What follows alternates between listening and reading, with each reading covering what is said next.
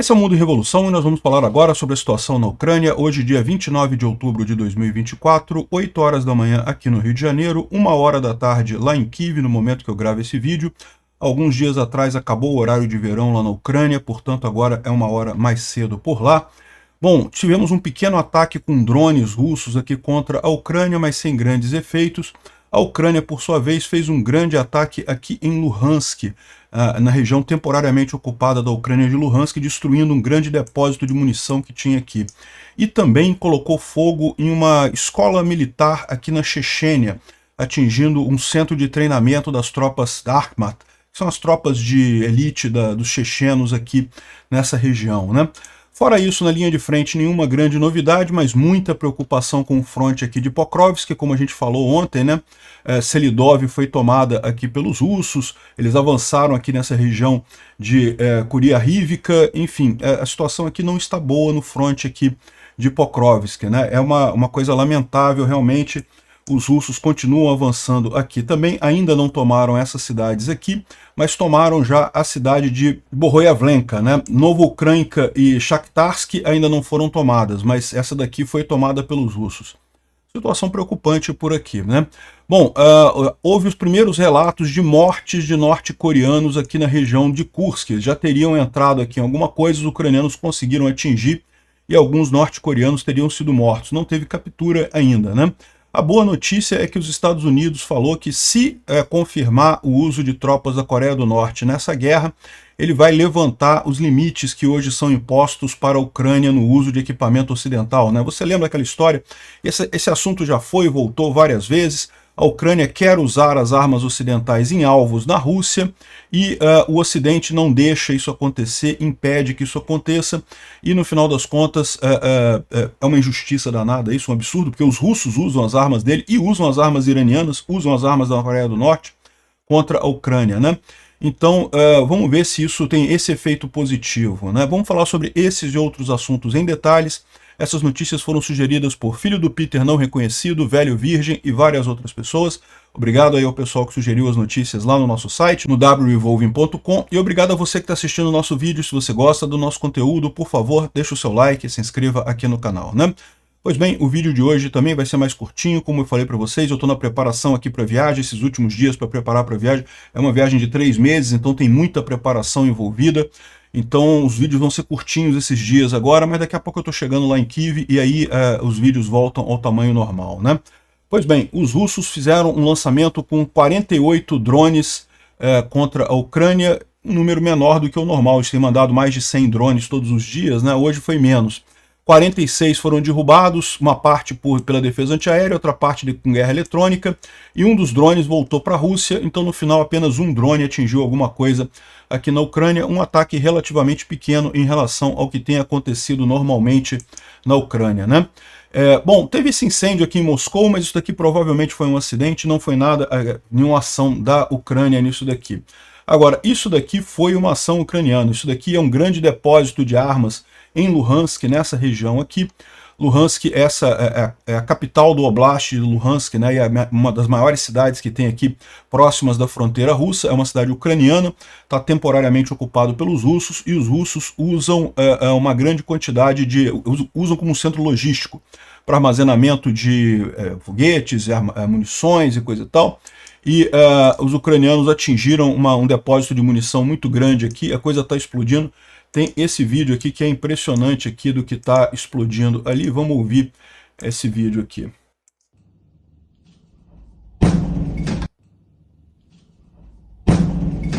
Impressionante a onda de choque, né, chegando aqui da explosão que aconteceu ali nesse depósito de munição. Tem mais algumas imagens aqui que mostram a coluna de fumaça enorme aqui subindo, né, um cogumelo enorme. Evidentemente que um drone ou mesmo um ATACMS não conseguiria uma explosão desse tamanho. O que aconteceu aqui foi justamente que atingiu um depósito de munição, então o que está explodindo aqui são as munições dos russos, né? Então uma excelente notícia isso daqui com explosão, né? Tem mais algumas imagens aqui, foi algo realmente muito significativo essa explosão, né? Aqui uma visão mais ao longo aqui dessa explosão, também ainda com a coluna de fumaça aqui na entrada de Luhansk. Pois bem, também teve uma unidade militar dos chechenos, né? Os chechenos, vocês sabem, tentaram se rebelar da Rússia, uma época a Chechênia queria a independência da Rússia. É um país que não tem muitas semelhanças culturais com a Rússia. Toda essa região aqui é de maioria muçulmana e o pessoal da Chechênia queria justamente independência da Rússia. Foi a Guerra da Chechênia que aconteceu entre 1990 até 2008, né? E, infelizmente, em determinado ponto, a família do Kadyrov fez um acordo com Putin, acabou traindo o movimento de independência aqui, e hoje o Kadyrov é um aliado fiel do Putin, coisa e tal, e mantém a Chechênia aqui controlada. E, bom, a Chechênia tem sido usada nessa guerra pelos russos, né? O Armat é o batalhão de elite que eles têm aqui na Chechênia, e o que houve aqui foi justamente o centro de treinamento do Armat, que foi atingido por um drone ucraniano aqui e causou esse incêndio, né? O pessoal da Chechênia diz que não teve nada, que ninguém foi ferido, que nada foi perdido e coisa e tal, mas no mínimo um susto o pessoal tomou, né? Tava treinando lá no centro de treinamento deles e receberam um drone na cabeça, né?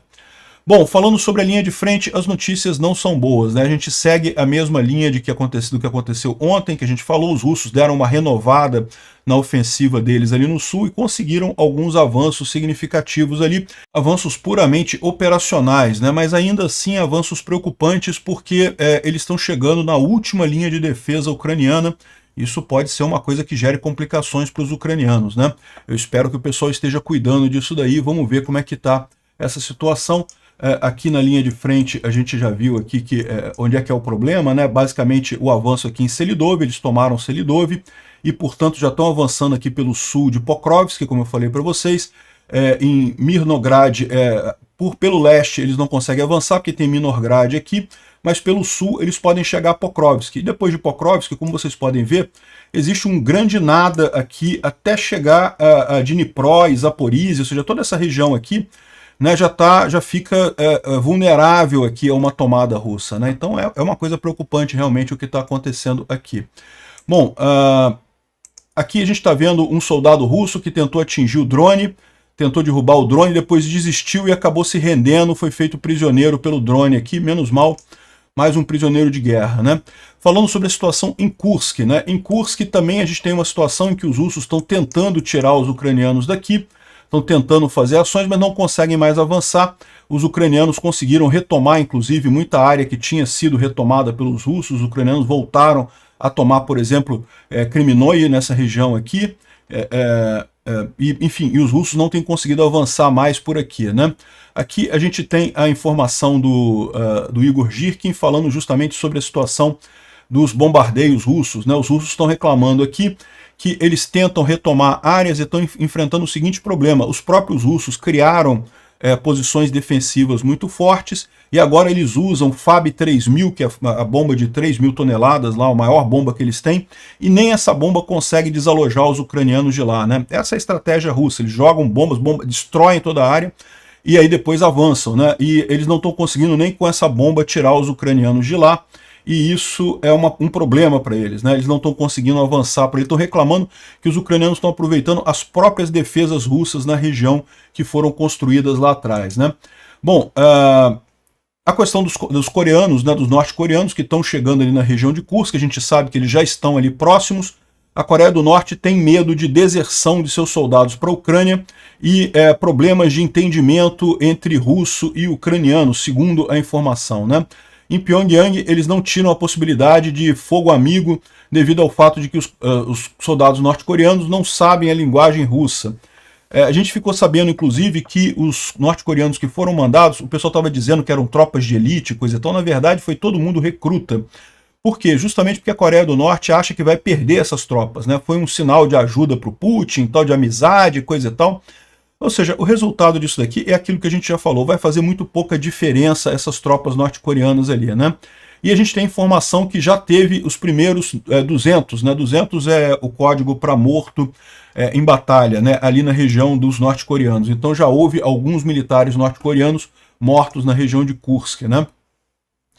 Outra coisa interessante é que um grupo de soldados norte-coreanos que fugiram para a Coreia do Sul mas já serviram no passado na Coreia do Norte, está se oferecendo para juntar as forças ucranianas de forma a conter os compatriotas ali lutando na Rússia, né? Eles estão preparados para usar sua expertise nas informações, na guerra informacional e psicológica, para influenciar os soldados norte-coreanos. Isso pode ser uma coisa interessante, né?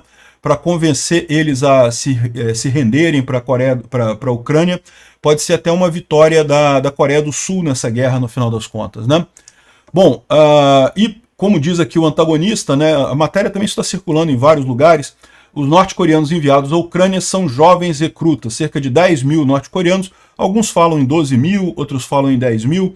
De qualquer forma, não é um número muito grande e são recrutas, não são tropas de elite nem nada disso, né? Ou seja, é bucha de canhão. Foram lá para morrer, para ajudar o Kim Jong-un a fazer amizade com o Putin, né? Dois países fracassados, mas um se fingindo de amigo do outro nessa história, né? Bom, vendo aqui como é que estão os mapas do Pulé-Volan, aqui nenhuma mudança na região de Pichany, que é perto de Kupiansk aqui, não mudou nada por aqui. Aqui na região de Pokrovsk, na verdade Kurahov, né? Kurahov está aqui, houve pequenos avanços russos aqui, nada significativo, mas é aquilo que eu falo, né? É uma construção em cima do que teve já ontem, que foi um avanço significativo, então é preocupante essa região aqui, né? E também aqui no sul, a gente tem informação aqui de que os russos tomaram Boholiavenka, Novo-Ucrânska está em disputa e também Shakhtarsk, então aqui ainda tem briga nessas cidades aqui, mas os russos estão avançando com uma certa facilidade aqui, isso é preocupante, né? Porque lembra, aqui fica logo a defesa ucraniana, logo aqui à direita. Se os russos fizerem esse avanço por aqui, eles podem pegar a retaguarda da defesa russa, da defesa ucraniana aqui, e isso pode ser bastante comprometedor aqui no eixo de Velika-Novosilka, né? Vamos ver como é que os ucranianos vão fazer para tentar resolver este problema aqui. Bom, o Instituto para Estudo da Guerra fala aqui sobre as novidades com soldados norte-coreanos e fala também sobre o general Mark Rutte, que compartilhou com oficiais da OTAN as evidências de que tropas da Coreia do Norte estão operando em Kursk, e também ele fala aqui em algum ponto sobre essa entrevista que ele falou aqui, ó.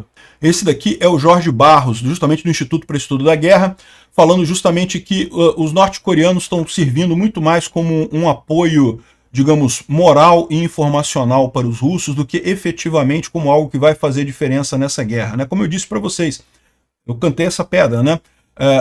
Os russos estão muito chateados porque os russos estão lutando há um tempão, estão morrendo em grandes números e não conseguem ver avanços significativos, só avanços pequenininhos, avanços operacionais, sem nenhum avanço tático, sem nenhum avanço estratégico, e daí os russos começam a ficar desanimados nessa história e vem o Putin com esse papo, não, porque os norte-coreanos já estão chegando aí para substituir vocês, faz uma força aí, vamos continuar lutando que daqui a pouco vocês vão ser substituídos pelos norte-coreanos e não sei o que lá. Mas na prática é muito pouco norte-coreano, né? Como ele lembra aqui, os russos têm perdido 30 mil soldados por mês, mais do que 30 mil soldados por mês, e estão chegando 12 mil norte-coreanos. Ou seja, não vai fazer muita diferença nessa história, ainda mais sabendo que são norte-coreanos pouco experientes, né? Tropas novas, né? Bom, a gente tem a informação de que os canais de televisão russa processaram o Google em 1 decilhões de rublos. 1 decilhões de rublos é esse número aqui, ó. Um número que totalmente fantasma, totalmente fictício aqui.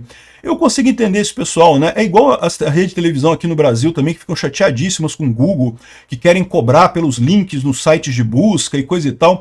Imagina lá na Rússia, que o pessoal é esquerdista pra caramba, mó soçada lá na Rússia, é lógico que eles iam querer cobrar esse tipo de coisa, e esse número chega a ser engraçado, né? 1 decilhões de rublos, né? E ok que isso daqui são 100, cada 100 rublos é $1, né, mais ou menos, então isso daqui cai para 10 cilhões apenas, né, ao invés de 10 cilhões, não, para 10 cilhões, mas ainda assim 10 cilhões de dólares, né, é um número que realmente é curioso isso daqui, né.